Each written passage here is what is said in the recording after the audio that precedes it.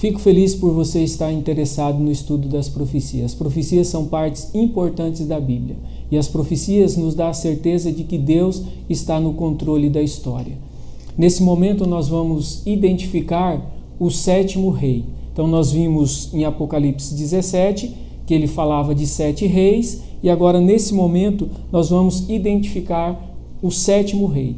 O sétimo rei nós podemos encontrar ele no livro de Ezequiel, capítulo 29. Então eu vou abrir aqui a minha Bíblia, no livro de Ezequiel, capítulo 29. Ezequiel, capítulo 29, ele fala do sétimo rei. Então, o sétimo rei aqui no livro de Ezequiel é o Egito. Então ele faz uma analogia com o Egito e vai explicar quem é esse sétimo rei. Então, a parte mais importante para que a gente possa entender melhor o sétimo rei, está colocada no capítulo 31, do verso 1 ao verso 9. Então a gente vai ler essa parte para que nós possamos entender melhor quem é esse sétimo rei. Então, antes de lermos a Bíblia, nós vamos fechar nossos olhos para pedir a direção do Espírito Santo na compreensão dessa profecia. Senhor nosso Deus, muito gratos estamos por estudar a Tua Santa Palavra. Nos conduza, Senhor, por intermédio do Teu Santo Espírito e que para que possamos compreender essas profecias da forma que o Senhor determinou. É o que nós te pedimos e agradecemos em nome de Jesus. Amém. Então vamos lá, né? Ele vem falando aqui, num 10º ano, Ezequiel capítulo 31, do verso 1 ao 9. Num 10º ano, no 3º mês, no 1º dia do mês, veio a minha palavra do Senhor dizendo: Filho do homem, dize a Faraó, rei do Egito, e à multidão do seu povo: a quem é semelhante na tua grandeza? Eis que a Assíria era como um cedro no Líbano, de lindos ramos, de sombrosas folhagens, de grande estatura, cujo topo estava entre os ramos espessos. As águas o fizeram crescer, as fontes das profundezas da terra o exalçaram e fizeram correr as torrentes no lugar em que estava plantado, enviando ribeiro para todas as aves do campo. Por isso se elevou a sua estatura sobre todas as aves do campo, e se multiplicaram seus ramos e se alongaram as suas varas, por causa das muitas águas durante o seu crescimento. Todas as aves dos céus se aninhavam nos seus ramos, todos os animais do campo geravam debaixo de sua fronte, e todos os grandes povos se assentavam à sua sombra. Assim era ele formoso na sua grandeza e na extensão dos seus ramos, porque a sua raiz estava junto a muitas águas.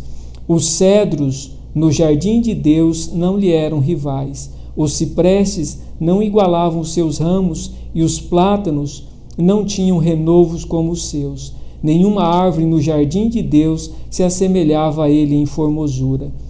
Formoso o fiz com a multidão dos seus ramos. Todas as árvores do Éden que estavam no jardim de Deus tiveram inveja dele. Então ele está falando aqui que o sétimo rei, na realidade, ele seria maravilhoso, ele cresceria e se tornaria grande. Onde nós podemos encontrar esse sétimo rei? Esse sétimo rei, ele é descrito no capítulo 16 do Grande Conflito. Então, o capítulo 16 do Grande Conflito, ele descreve esse sétimo rei. Eu vou ler apenas uma parte no final do capítulo 16 do Grande Conflito. Então, o capítulo 16, ele fala justamente a respeito dos Estados Unidos da América. Os Estados Unidos da América foi um país estruturado a partir da Reforma Protestante. Então, ele descreve isso bem claro no capítulo 16. E eu vou ler aqui uma parte no final do capítulo 16, só para a gente ter uma noção do que ele fala a respeito dos Estados Unidos da América. Ele diz assim, os princípios bíblicos eram ensinados no lar, na escola e na igreja. Seus frutos eram vistos na economia, inteligência, pureza e temperança. Durante anos não podia se ver um embriagado, nem ouvir um insulto ou encontrar um mendigo.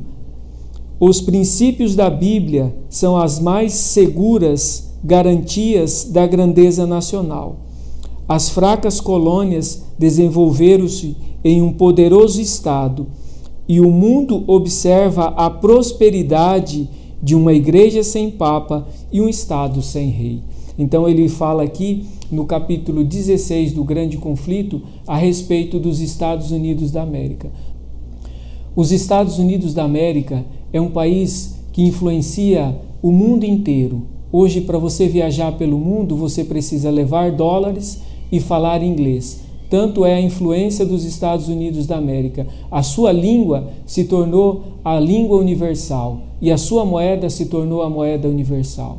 A União Europeia tentou criar o euro para contrapor justamente a moeda americana, mas isso não foi possível. Os Estados Unidos da América, cada dia mais, têm se tornado o país mais importante. Como a gente pode ver aqui no capítulo 31 de Ezequiel, os Estados Unidos da América é a maior economia, é a maior potência militar incomparável. Como ele coloca aqui no livro de Ezequiel, todas as aves se aninham nessa árvore, ou seja, o mundo inteiro está debaixo dos Estados Unidos da América. Os Estados Unidos da América determina as políticas a serem seguidas. Por isso que ele é importante. O sétimo rei, ele é importante. Quando foi que os Estados Unidos da América se tornou o país dominante? Até 1990, o mundo vivia o período da Guerra Fria. Era dividido de um lado o bloco socialista e do outro lado o capitalismo. Nesses anos de Guerra Fria, os Estados Unidos da América e a União Soviética disputavam qual seria o país mais importante no mundo. A partir de 1990, a União Soviética praticamente se desintegrou e os Estados Unidos da América veio a se tornar o país mais importante. Ou seja, a partir de 1990, os Estados Unidos têm a sua ascensão mundial, se tornando a nação mais poderosa e a nação mais influente na face da Terra.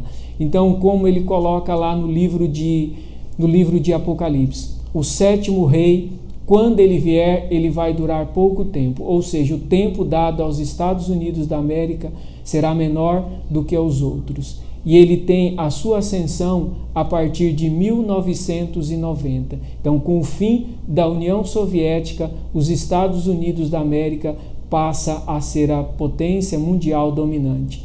Embaixo desse vídeo, na página de 2016, tem um vídeo que você pode ver justamente o fim da União Soviética e a ascensão dos Estados Unidos da América como o sétimo rei. E esse sétimo rei, ele tem um papel importante na profecia. Isso é importante para nós, porque sabendo desses eventos, nós podemos estar cientes dos acontecimentos que ocorrerão antes da volta de Jesus. Então, eu acredito que com essas informações, você já é capaz de começar a entender esse mapa de 2016. Que Deus possa te abençoar, que o Espírito Santo possa te iluminar para que você possa compreender e entender justamente essas profecias, que são profecias maravilhosas e que falam justamente do final da nossa história. E o final da nossa história é a parte mais maravilhosa da profecia, porque mostra que Deus está no controle. É o desejo do meu coração que você possa fazer proveito dessas profecias. Que Deus possa te abençoar. Amém.